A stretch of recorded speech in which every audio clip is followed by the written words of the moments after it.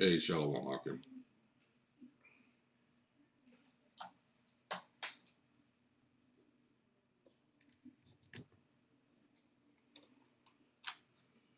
Oh, Salaki there, Salaki, Salaki. Hey, Shalom Akim. First and foremost, call Allah Yahweh, Shem Yahweh Shabbat, Shem Kakwadash. Of course, double honors once again go out to the apostles and the elders of Great Millstone who continue to teach us this truth through the Holy Spirit. This is Nahum, the DC camp.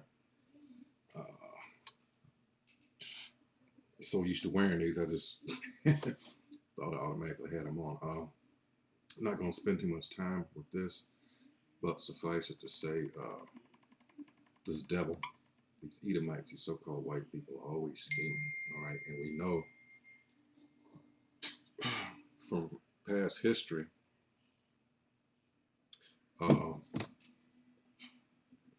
these devils are always trying to, how am I going to put this, alter prophecy in any way, because they know they're going down. And once they do, there's no coming back.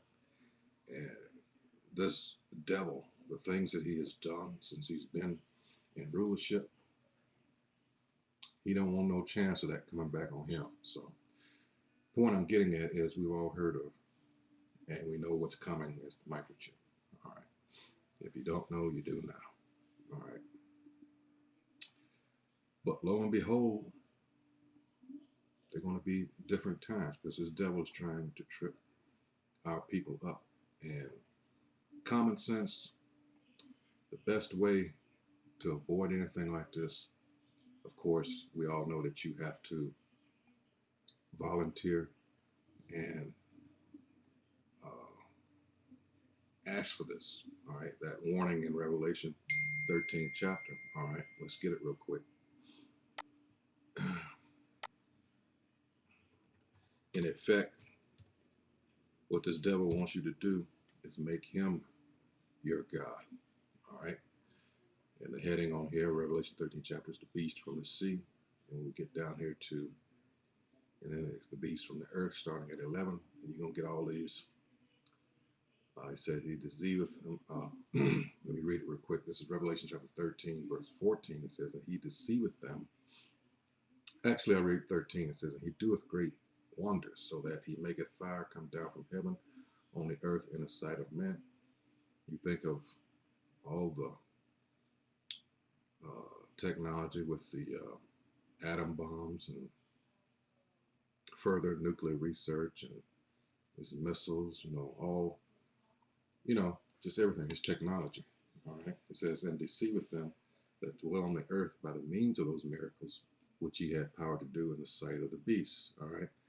Now, in the medical field, you're starting to see where he's coming up with these contraptions, these devices, rather, that will allow people who are blind to see, people who are paraplegics and quadriplegics, they can function, things of that nature. And people see this, of course, you got a person that's never had eyesight before, or was never walked, or been mobile, they're going to want these things. All right. But again, this is all done in order to what? This man thinks he is God, and we're in this period where he's being discovered for the scoundrel that he is. All right. 2 Thessalonians 2nd chapter, it says that they should make an image to the beast. This whole system is the beast. All right. Which had the wound by a sword and did live. Talking about the ancient Roman Empire,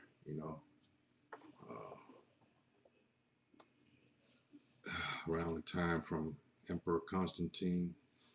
Now Esau will tell you that either way, it's you can look at it either way, either in time from the time of Constantine, 1,000-year period, or Esau puts it at 414 AD, somewhere around there, that, it officially fell, whatever. You're only talking about, what, 80 years or so, something like that. 90 years. So whatever. But in any case, they came back mid 1300s, early 1400s. So it really doesn't matter. It's that time stretch. All right, that was considered the Dark Ages. All right, so they came back into power through the Renaissance. They deceived the people throughout the whole earth with, first it was religion. You had three phases. You had religion. That's why they subjected the so-called natives, which turned out to be Israelites. Then they brought us over here. It had to be, yes, it had to be that the Most High wanted this, which he did. All right, but they deceived the world and making them believe that they were the people. All right, and then that's where you get the blasphemy that comes in. And then you have the second phase, which was what? Economics. All right. And in the third phase, you had biology. It must have been because of biology that the black man, the so-called red man, which he is, but he called Gad, the so-called North American Indian, red, which he's not. He's ruddy, but he's not red like these Edomites.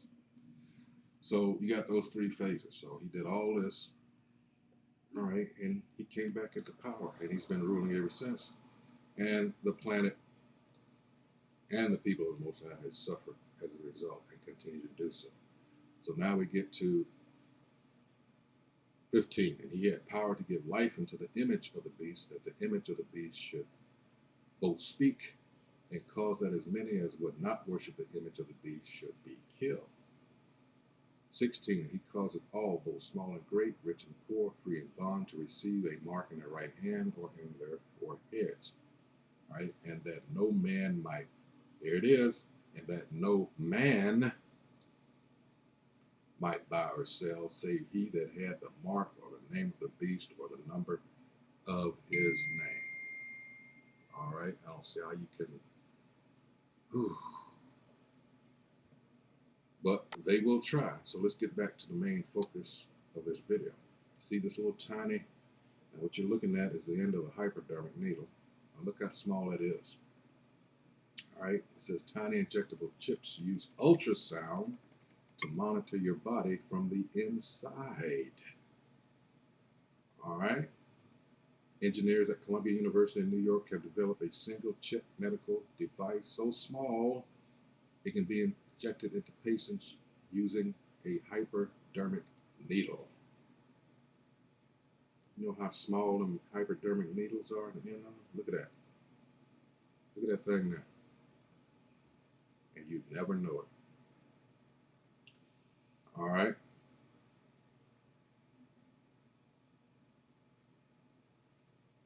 There you go. It says Moore's law states that you can cram more and more transistors into a certain area on an integrated circuit chip. And that's numbers been growing exponentially for the last 30 or 40 years. So you people don't want to believe it. See, for some reason, a lot of you think, I don't know, you just fail to realize how, and this is Daniel, it warned you about that, about knowledge increasing, but you just don't get it. He said going back 30 or 40 years. Think about that. It says, Daniel chapter 12, verse 4 says, But thou, O Daniel, shalt the words and seal the book.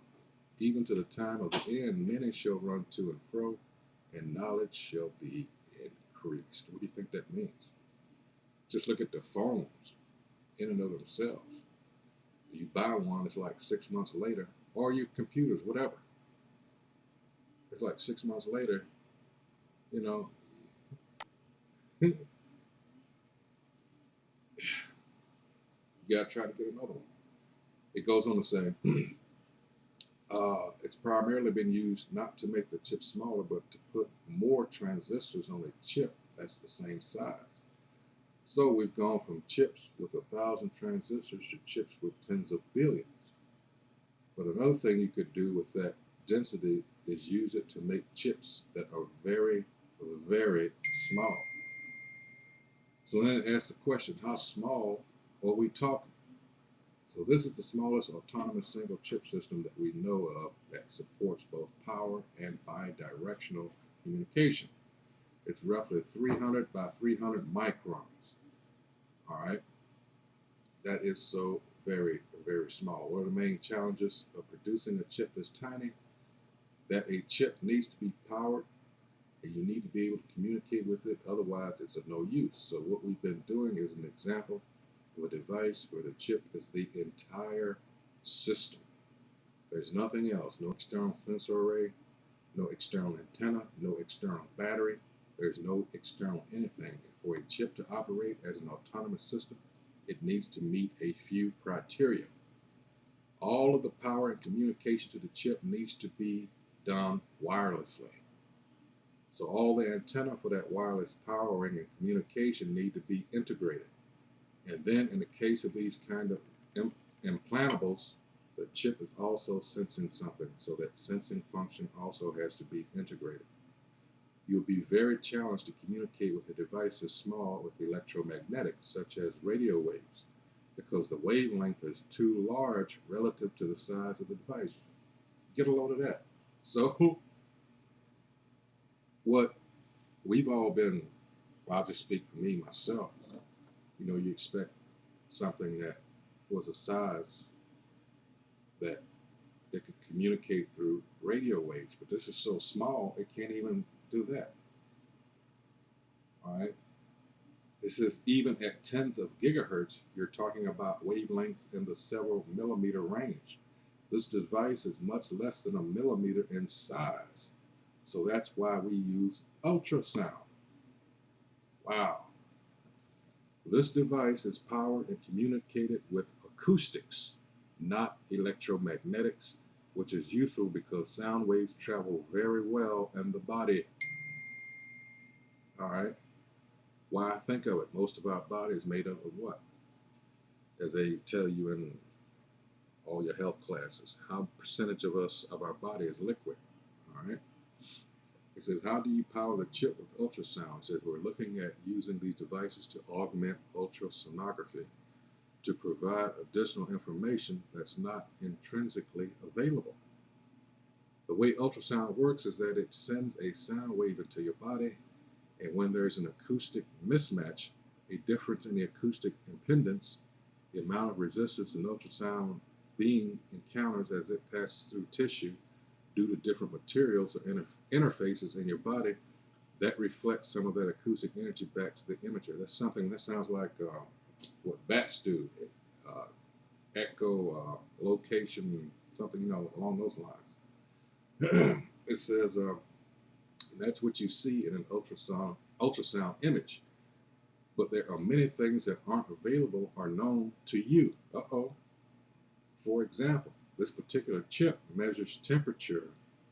There's no way in intrinsic ultrasound imaging that I can know anything about local temperature. So I put one of these devices in your body, and when the ultrasound beam hits it, the energy turns the device on, which then measures the local temperature and modulates the reflected energy back to the ultrasound imager accordingly.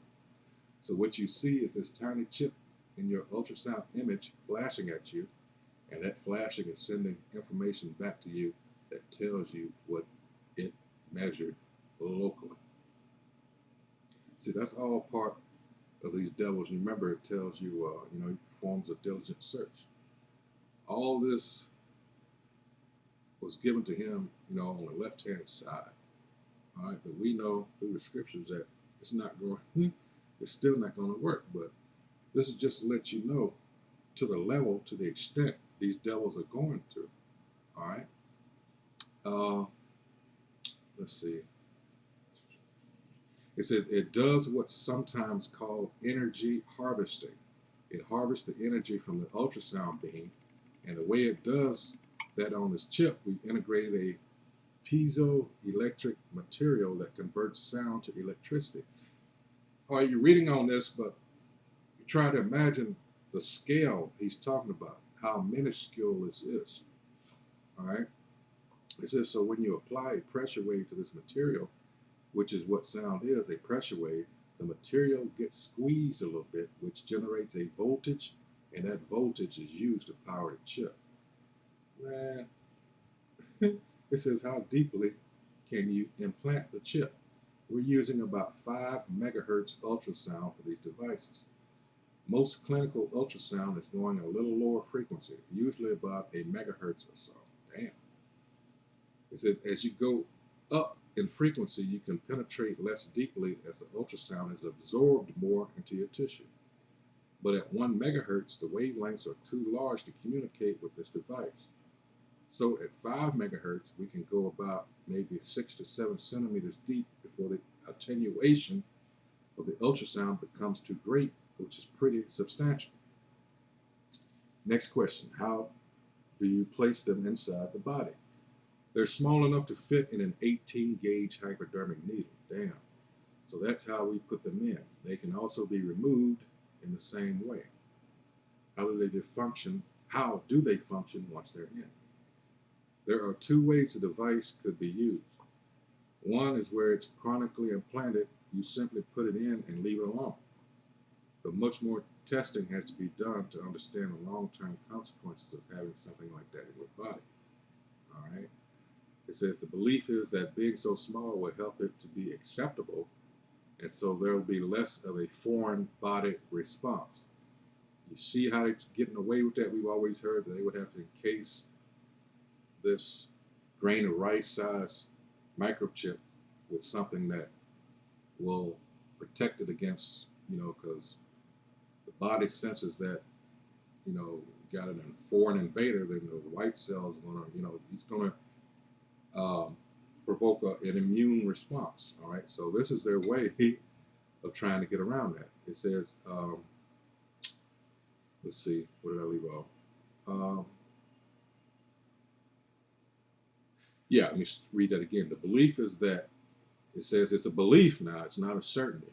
It's a belief on their part, is that being so small will help it to be acceptable, and so there will be less of a foreign body response. The other way would be that you simply remove it after a period of time. And you can do that using the same kind of hypodermic needle, but guide it with ultrasound. You can use the ultrasound imager to guide the needle, find the device, and then suck it out. It says, what are the potential applications? It says, this particular design we use to provide additional information to an ultrasound imager, and that can be used in almost any context in which you're doing ultrasound imaging. All right. It says, for example, there are many clinical applications in which clinicians apply heat. So if you wanted to know how much heat you're applying, you could use the chip that measures temperature. It says there also might be specific biomarkers that you're looking for. Maybe you're doing continuous ultrasound imaging over time to verify that a tumor hasn't come back. But it might make sense to implant devices like this that measure biomarkers to indicate even earlier if there's a concern. We're also looking at trying to improve healing by monitoring various biomarkers. You see how, let me put it this way, you see the danger in this, the potential, I'll just put it that way, right? Because we know there's, ultimately that's where it's headed. There's no, they put out all this stuff, well, making it sound like, well, this is for your interest, all right, this is for in your best interest. But we all know that, this man, what's his what's his blessing? It's a sword, right? So it's a given that he's taking that into, that's his first. This is just, just to throw people off. No, he's got ulterior motives. We all know that. Because we know who he is, according to the scriptures. Right? These people are the wicked. So what do you think they're going to do? They are going to do wickedly. So I just want to make people aware of this, make the argument, few aquat that watch. Yeah, they've been perfecting their craft. All right. Mm-hmm. Like, what do you expect? This is what they do. These are the people you're dealing with. All right. So, yeah, just a little something else to think about why we need to get the hell up out of this place. All right. So, with that, I hope whoever views this is edified. That's what we do here, you know, and the aim of which is to wake up the remaining hopeful elect, bring them in, wake them up to who they are and who their power is. The Most High, his name is Yahweh, his son's name is Yahweh Shah. All right. Um, and once again, continue to pray. Pray always. All right. And continue to watch as well as pray because time is growing short. All right. So, with that, shalom, shalom.